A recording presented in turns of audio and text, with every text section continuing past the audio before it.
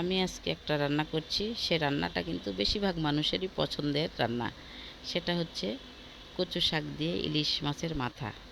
তো কচু শাক দিয়ে আমি ইলিশ মাছের মাথাটা আজকে রান্না করব।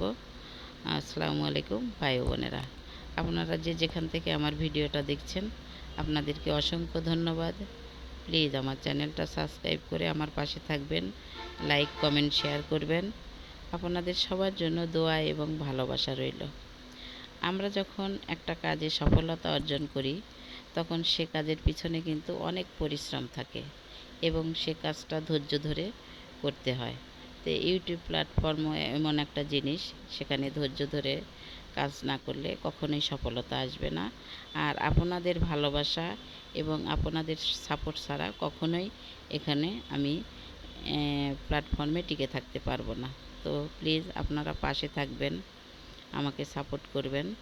আপনাদের ভালোবাসায় এগিয়ে যেতে চাই। তো সবাই ভালো থাকবেন। আল্লাহ হাফেজ।